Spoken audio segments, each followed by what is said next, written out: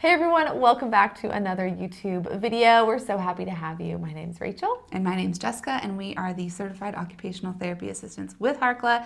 And today we're going to talk about tips for bedtime. I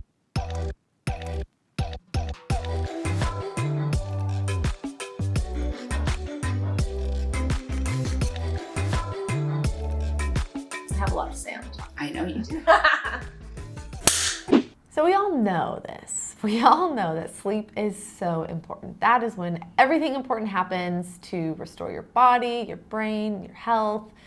And we know what happens when you aren't sleeping or when your child isn't sleeping. And that likely means that you aren't sleeping as well.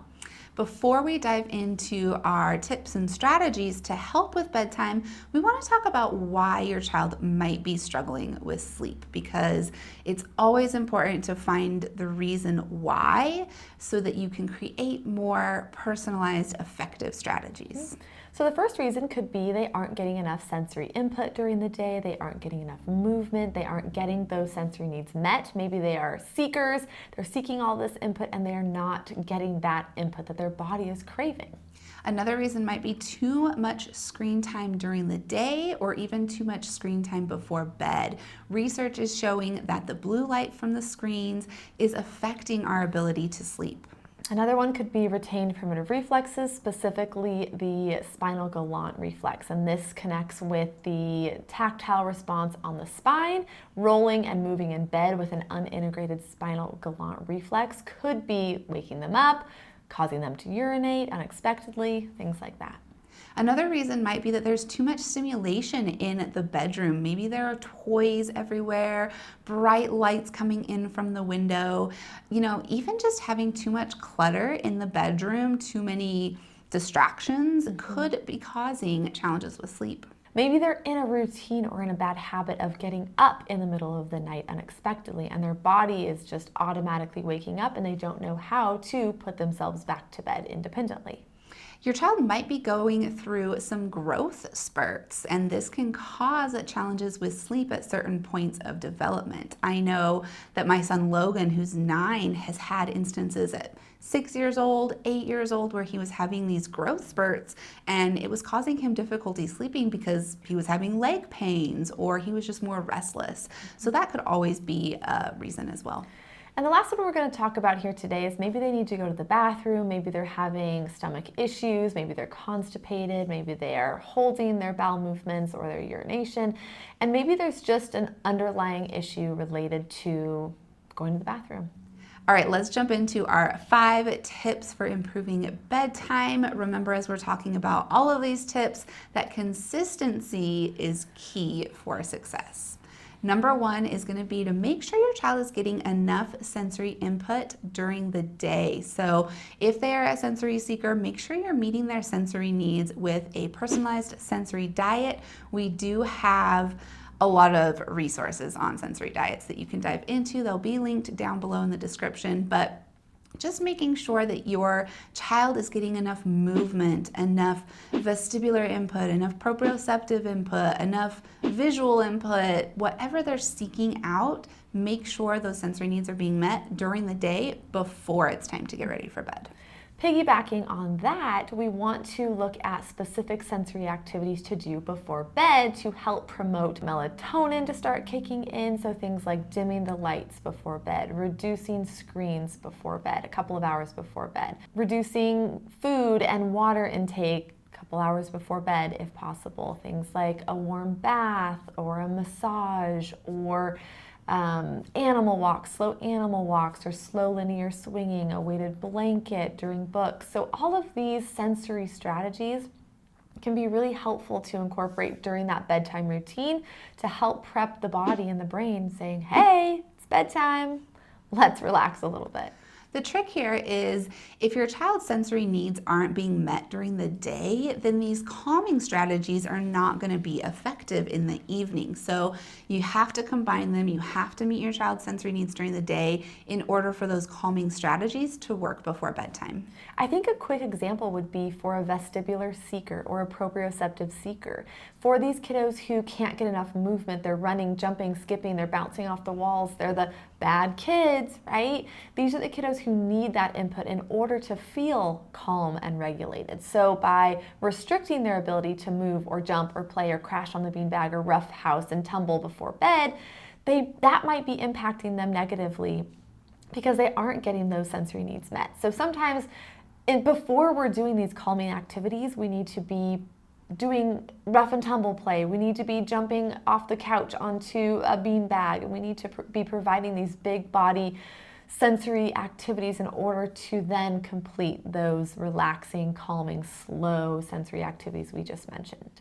The second thing is to change the bedroom. Make sure that the bedroom is a calm place with minimal distractions, whether that's getting blackout curtains for the windows or making sure all of the toys and clutter are put away in storage bins or in the closet out of sight so it's not visually distracting at bedtime. Things like changing the light bulbs could be helpful, or adding a night light with maybe a red light bulb or a purple light bulb. Those can be found on Amazon. We'll link our favorites in the description as well. Some little changes that can really impact a restful sleep as well.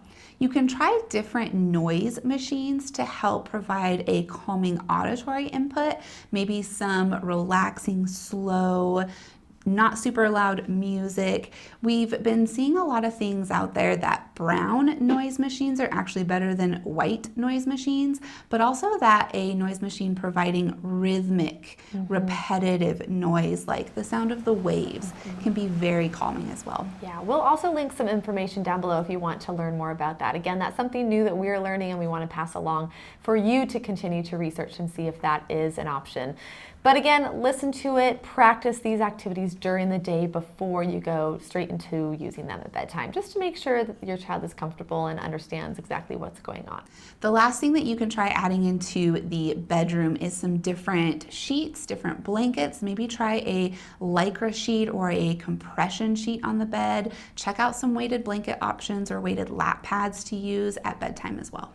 We also love the compression sheets. They're a great weighted blanket alternative. They don't provide that heavy input that maybe a child can't roll out from underneath. So it's another option. We'll link our favorites in the description. We'll link our favorites. We'll link Harkless because, you know, that is the best. Number 3 is nutrition, and you might think this doesn't necessarily connect with bedtime, but it absolutely does. How are they eating during the day? How is their nutrition? How much water are they drinking throughout the day? Are they eating a well-balanced diet? Are there any nutritional deficiencies? These aren't things that we can tell you through YouTube, but these are things that we can help you identify and push you in the right direction to find a specialist if you are concerned about your child's eating habits, but these definitely do connect one-on-one with the bedtime routine. We already mentioned it, but it's worth mentioning again, making sure to limit your child's food and drink intake a couple of hours before bed so that they aren't waking up in the middle of the night going to the bathroom, you know. That's a thing that I even have to focus on is making sure I'm not chugging a bunch of water right before bedtime so I can actually sleep through the night. Another thing to look at are medications. Is your child on any medications or supplements that maybe cause them to not sleep as well or maybe to go to the bathroom even more? These are things to chat with your child's pediatrician about and look at the underlying cause as to why they're taking them, what can be done to help the child sleep if these are side effects that are impacting their ability to fall asleep or stay asleep. If your child is waking up hungry or thirsty in the middle of the night, it's important to make sure that they're getting enough food and water during the day. And if they do need a little bit more right before bedtime, that's okay. You know, play with it, see what works for them. Just keep in mind that all of this is connected. Number 4, we want to chat about, does your child get out of bed frequently? Do they have a hard time staying in bed after maybe you've closed the door, said goodnight, or during the middle of the night? And the first strategy we'd like to recommend is maybe create a bedtime pass. And so you can practice this during the day and really sit down, create a fun visual, decorate it with characters and stickers and glitter and things that they like, and talk about the instructions with this bedtime pass. So ideally, what we want to educate them on is that they have one pass, they can use their pass one time to get out of bed. They can get a drink of water, they can come get a hug, they can go to the bathroom as much as they need, but they have one opportunity to use that pass to leave their bedroom. And so they'll use that as an excuse that they have to go to the bathroom. Exactly, exactly. So anytime they are leaving, they can use their bedtime pass to leave. And hopefully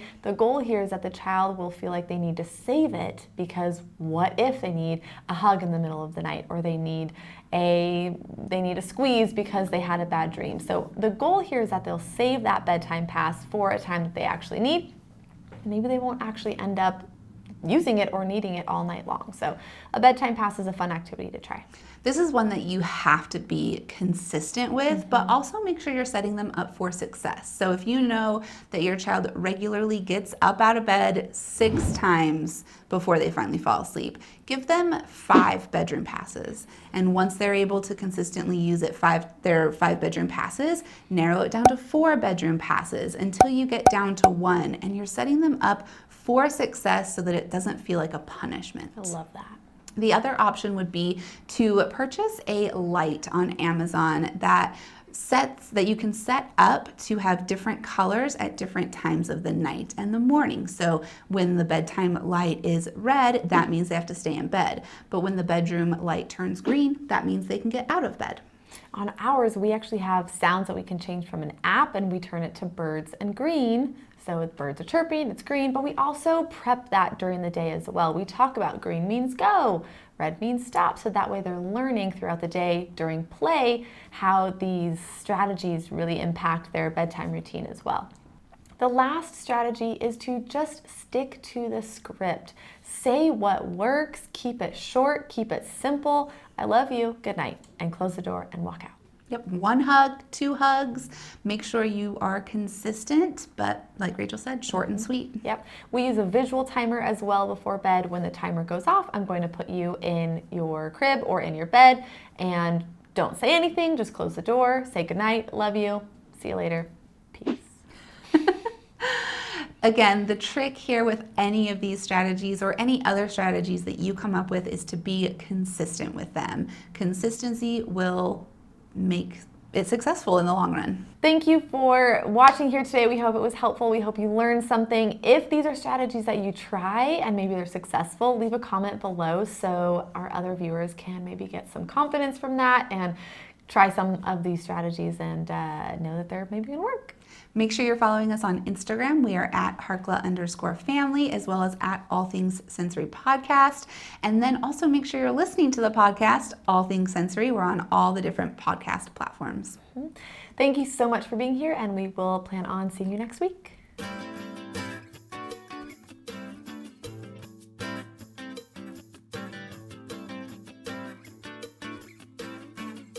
Were you going to say something and then I interrupted you? No.